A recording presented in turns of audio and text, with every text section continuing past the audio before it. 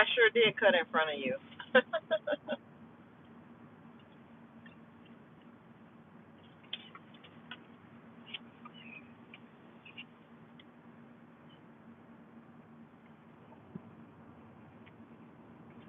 did. I sure did. Ooh, got some big clouds.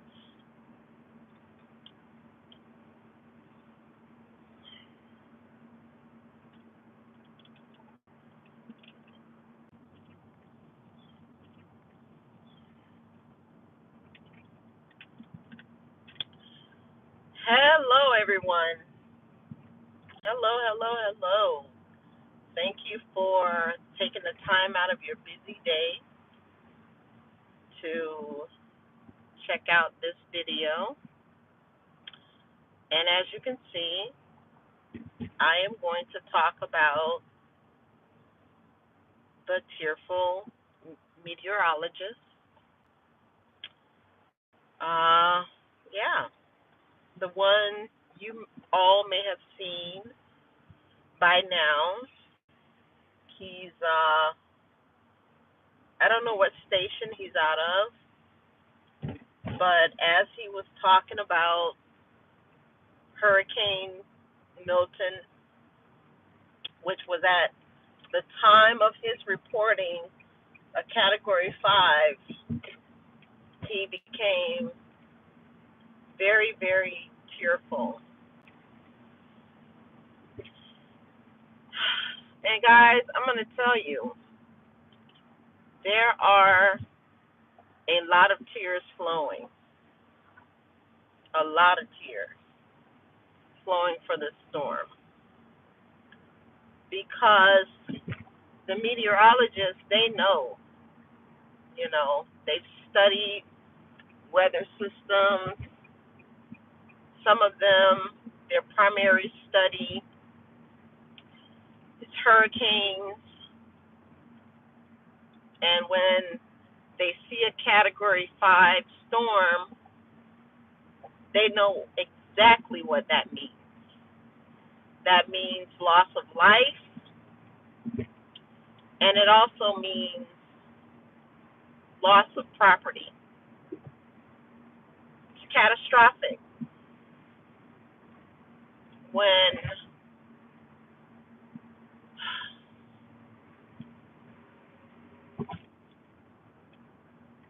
I was a little girl, they taught us all about hurricanes.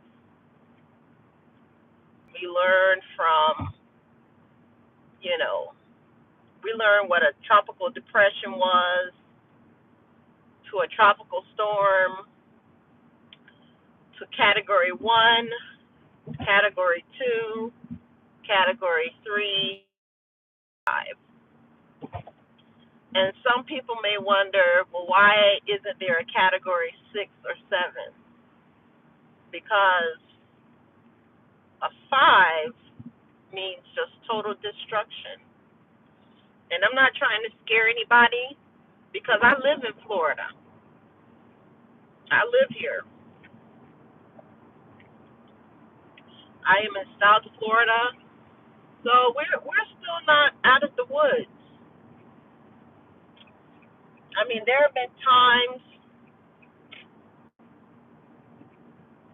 we have gone to sleep and woken up to our kids, but we still have to deal with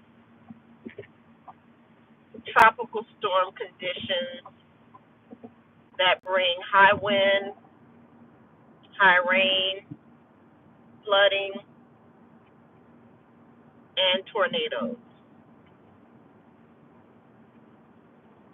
I remember we were going through a hurricane. It was like a Category 1.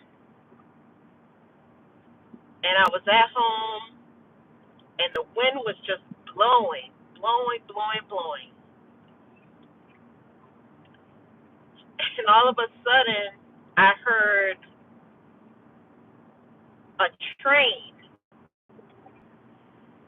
And I say to a relative, why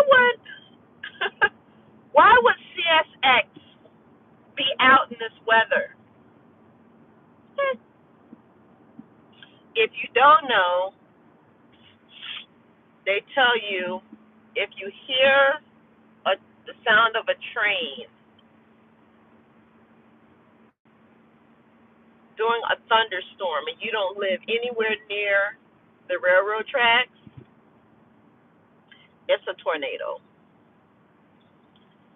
And that's what it was. It was a tornado. We were not hurt, but they did confirm that it was a tornado. So let's talk about this tearful meteorologist. Because, guys, there are a lot of tears that are flowing. There are mothers who are concerned about their children, whom they have no relationship with, but they're concerned about their well-being. And then you have weathermen who are shedding tears because of the sheer size and power of Milton. And then you have me. I was on live yesterday, and I choked up. I had to just take a pause for a minute because I don't know firsthand what a 4 or a 5 storm is like, and I don't ever want to experience it. I know for a fact that if we ever get a category 4 or 5, I know my family will leave. We have to go. We must leave. We can't stay. And we're not that far from the beach. It will take me roughly, 5-10 minutes to get to the beach? Maybe a good 10. I can smell the ocean water from my house. The reason why, like around my wheels, like inside, of that wheel area is rust. I live near salt water.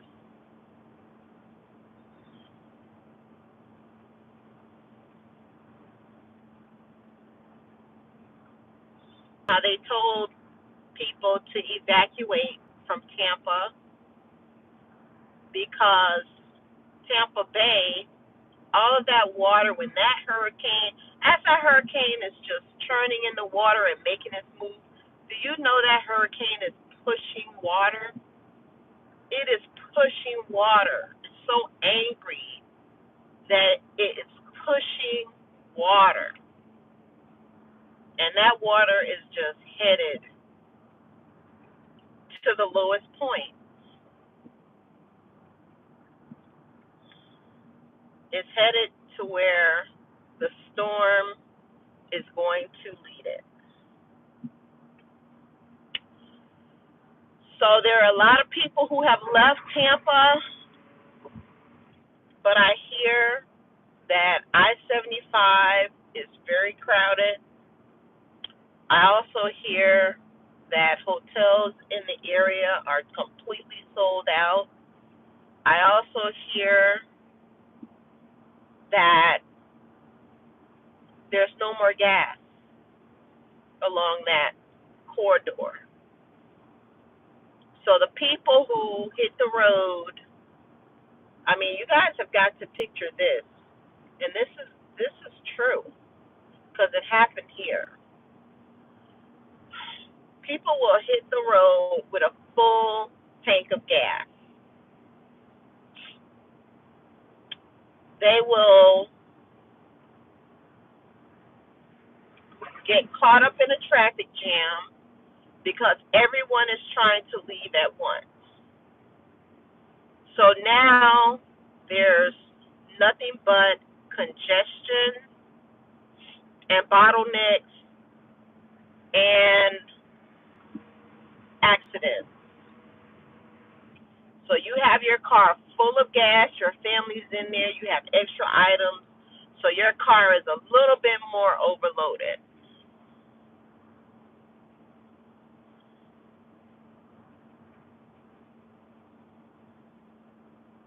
You get on the road, you're not even a mile away from the exit you entered, and you hit traffic. And you look at your clock, you're at you're just at mile 1. You look at your clock at 7 o'clock. You get to mile 2.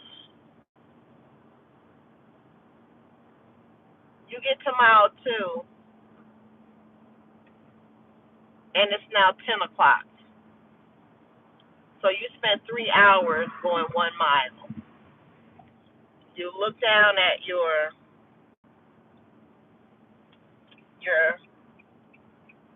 your gas, and your gas is now showing a half a tank.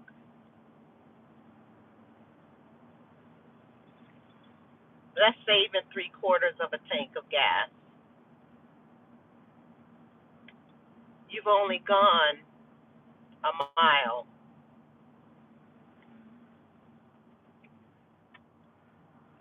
Yeah, get off my butt, sir. You've only gone a mile. You are stuck. You are completely stuck in traffic. Now you have a decision to make. It's too late. Do you get off at the next exit and just try to take a side street like everybody else? Or do you tough it out and hope that the traffic jam lets up?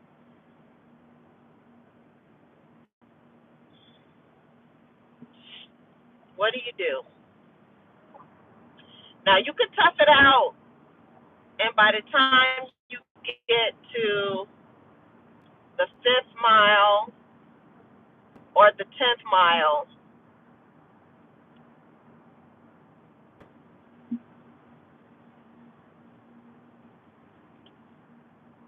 you are now just about on E.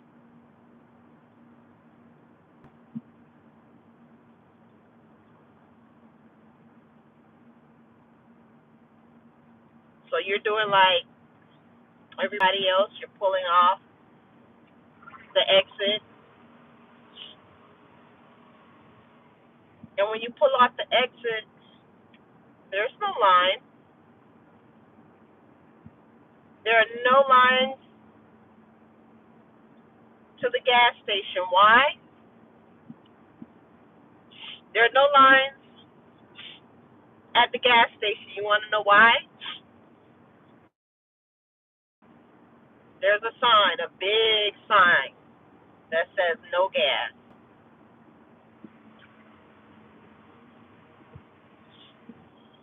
That's what a lot of people are facing right now in Tampa. A lot of people.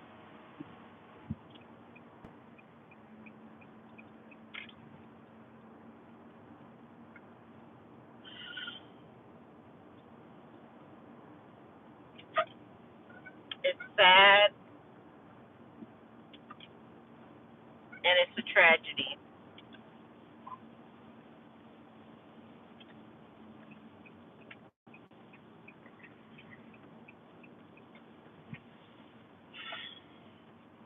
All along this stretch of the road, I'm going to pan my, you see that?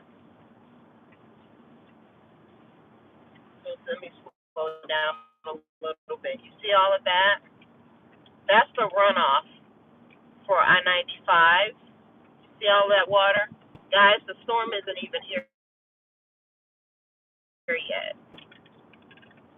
Where's all of that water going to go once the storm gets here? Now, South Florida, we're not going to get, so far, we're not going to get the brunt of the storm. The worst part, well, I will say, let me say this.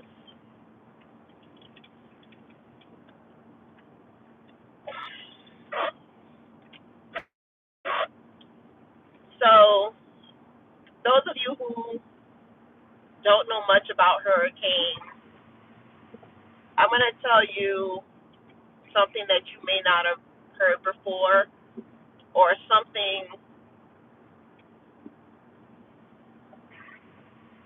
um, something surprising. So, and you may have heard it before, who knows? So, when you're looking at a hurricane, it's it's a circle, and in the middle we say that's the eye, and the more symmetrical that eye is, the stronger that storm is. But two of the most surprising things about a hurricane is that in the center of that eye, the that's the calmest part to that storm. The center. That's where hurricane hunters go, and they fly and they crisscross, and once they get into the eye, it's very calm. That's one. The second thing is when you cut that storm into fours, like you do let's say a T, a lowercase t, the northeastern part of that storm is the worst part of the storm. I don't know. I will research it and I will get back to you. But that's the worst part of the storm. So I know we're going to experience some tropical storm force winds. You know, we're really on the northeast side of that storm if it were to come in our direction. I'm just looking at this 18-wheeler that's been up, and he's just leaning so badly. I don't know why he's leaning. I want to stay out of his way. I don't know why he's leaning like that. That's ridiculous. You guys you may or may not see it, but I see it. He's trying to get out of here, but I don't know where he's going because there are a lot of people trying to get out of the state of Florida, North Florida. But I mean, I'm talking like I know the man's going all the way up. He could just be going to Palm Beach. But anyway, guys, that is my little speech for today. I will definitely try to go live, once the storm comes in. I'll show you what my area looks like.